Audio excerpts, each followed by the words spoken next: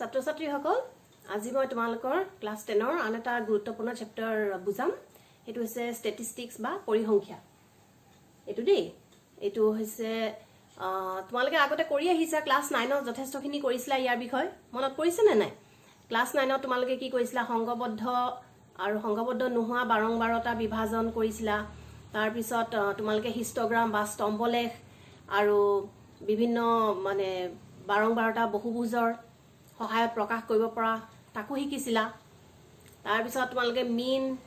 মনত পৰিছে মিন বা মাধ্য মিডিয়ান বা মধ্যমা আৰু বহুলক বা মোডৰ বিষয়েও শিকিছিলা ইয়াত আমি মাধ্য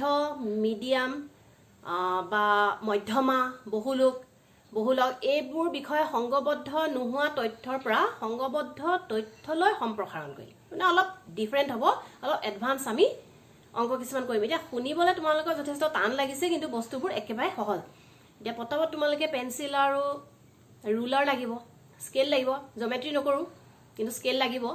আৰু পেন পেপাৰ হেবোৰ ৰেডি কৰি লোৱা আৰু ইয়াত মই কেইটামান ফৰ্মুলা দিছো এইখিনি প্ৰথমতে লিখি লোৱা তেতিয়া আমি প্ৰথম এক্সাৰসাইজটো কৰিবলৈ সহজ হ'ব আৰু অংকবোৰ ভালদৰে মন দি শুনিবা একেবাৰে সহজ হয় তাৰপিছত তোমালোকে পাৰিবা এতিয়া তোমালোকে এটা বস্তু চোৱা সংগবদ্ধ তথ্যৰ মাধ্য এয়া হৈছে মাধ্য x ইকুৱেল টু এই যে সিম্বলটো দেখিছা এই সিম্বলটো কি হয় সিগমা বুলি কয় দেই ওপৰত মই সৰুকে এটা n লিখিছো তলত i equal to 1 f i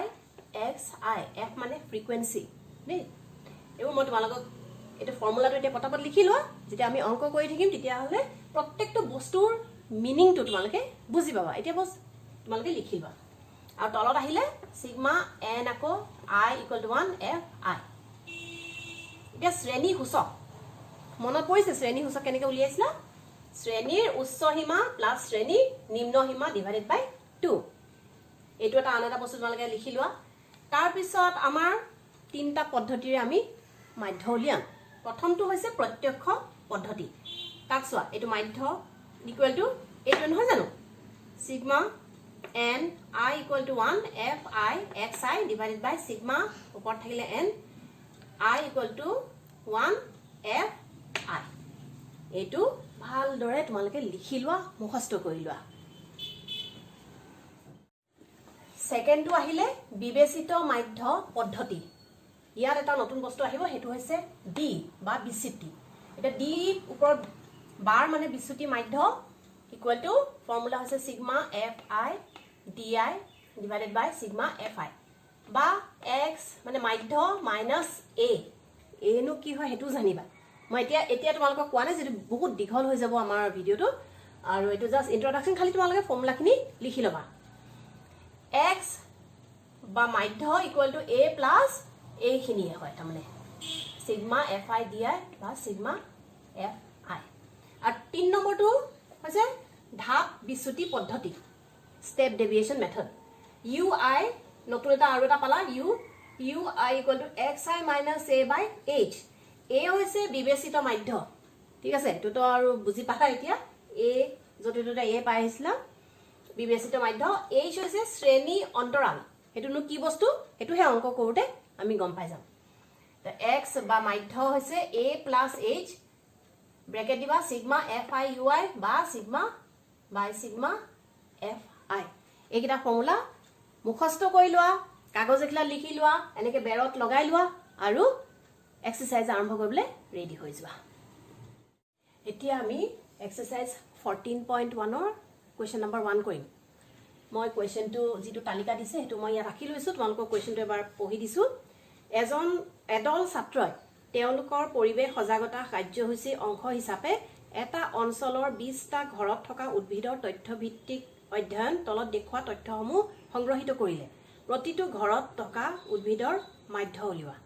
ঠিক আছে আৰু এখন তালিকা দিছে তাৰ পিছত কৈছে যে তোমালোকে মাধ্য উলিয়াবলৈ কোনটো পদ্ধতি ব্যৱহাৰ কৰিবা আৰু কিয় এটো অংকটো কৰিলে তোমালোকে যেটো পদ্ধতি ব্যৱহাৰ কৰিলা হেতু গম পাবাই আৰু কিয় যেটো আমাৰ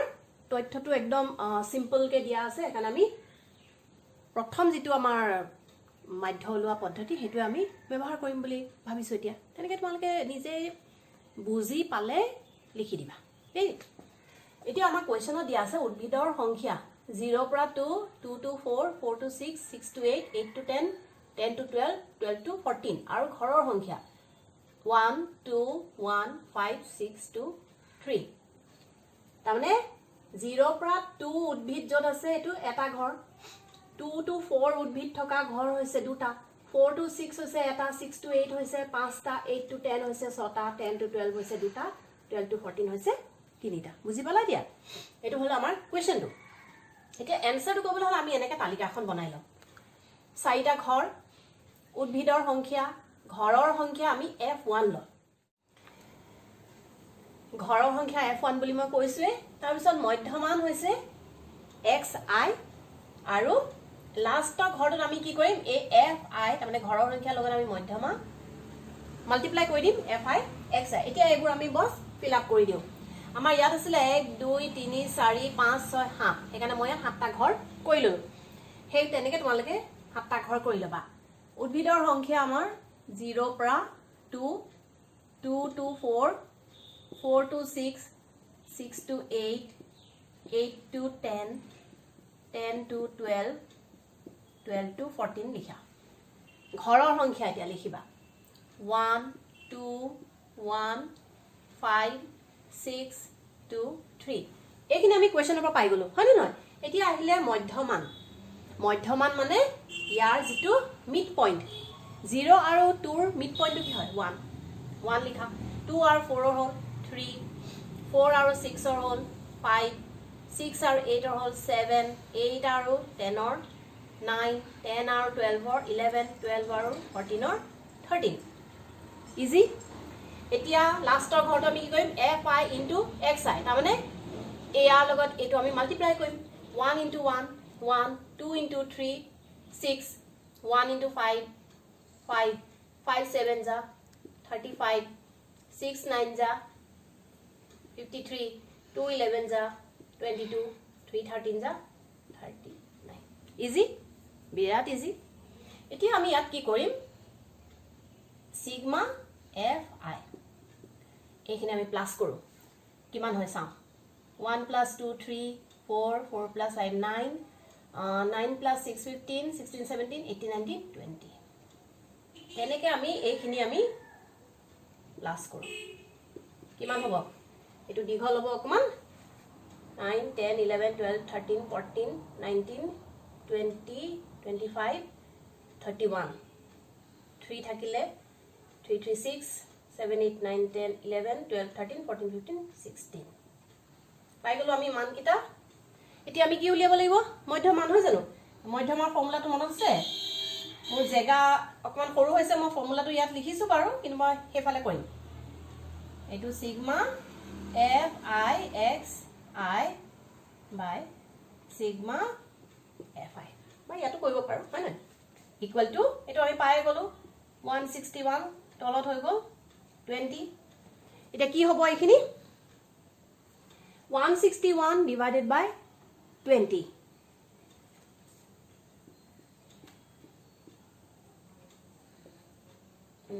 8 जा হ'ব 161.000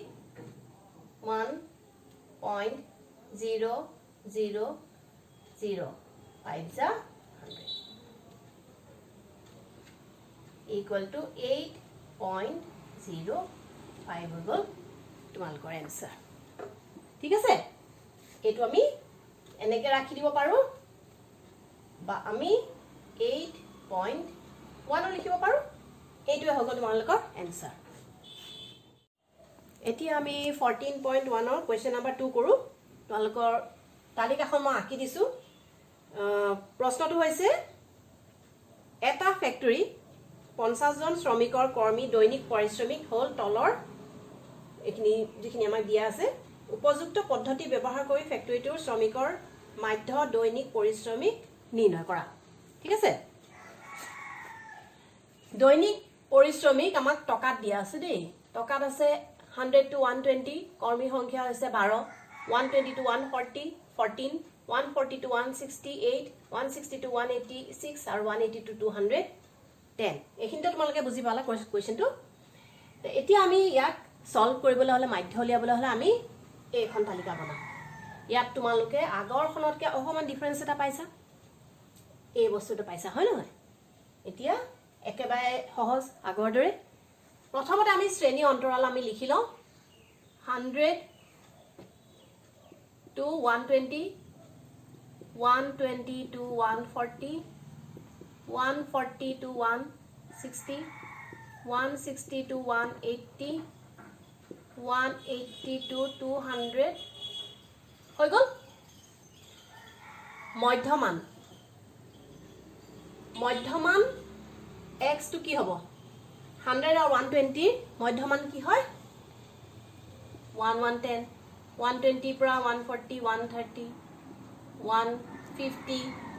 170 190 আৰু বাৰম্বাৰতা fi আমাক দিয়া আছে 12 14 যেটো কৰ্মী সংখ্যা 8 6 আৰু 10 আৰু আগৰ অংকত আমি পাইছিলো আমি ইয়াৰ টোটালটো আমি উলিয়াব লাগিব হয়নে এতিয়া এটা বস্তু ui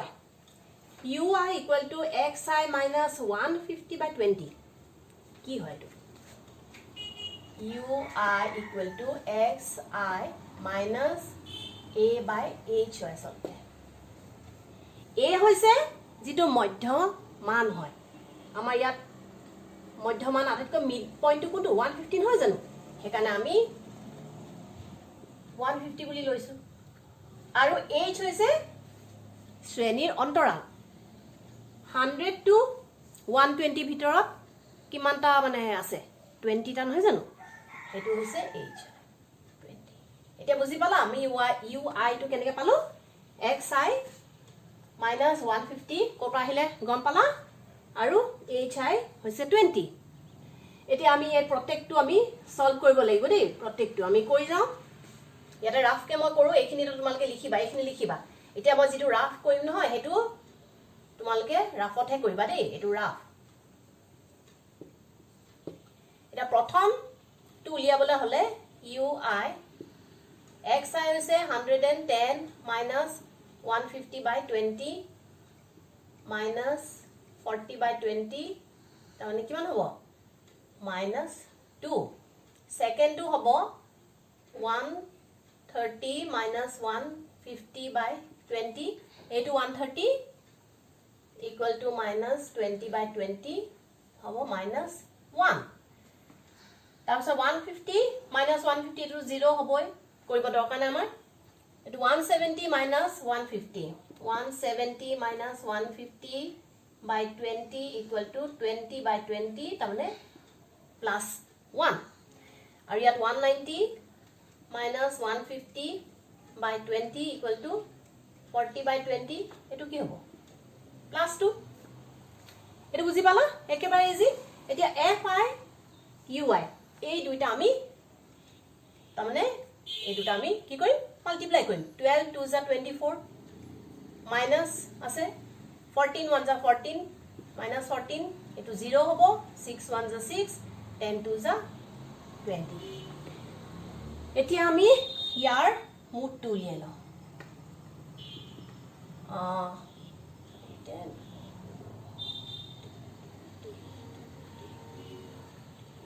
50 হল ঠিক আছে নে 50 তাৰ পিছত আমি ইয়াৰ উলিয়াই লওঁ ইয়াৰ কিমান হ'ব 24 আৰু 14 টো মাইনাস আছে তাৰমানে 38 এটা মাইনাস হৈ আছে আৰু ইফালে 26 to 12 minus 12 equal to এইটো ৰবা দে fi ui equal to minus 12 এইটো কমান এনেকে কৰি দিবা এটো বুজি পালা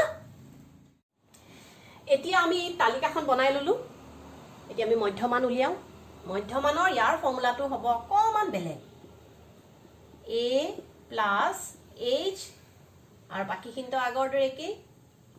fi ui f ফৰ্মুলাটো মুখস্থ কৰি ৰাখিবা এতিয়া a আমি কি পাইছিলো 150 নহয় জানো 150 h পাইছিলো 20 আৰু এইখিনি কি হ'ব -12 আৰু FI হৈছে 50 তো মই 0 0 কেনসেল কৰি দিলো 150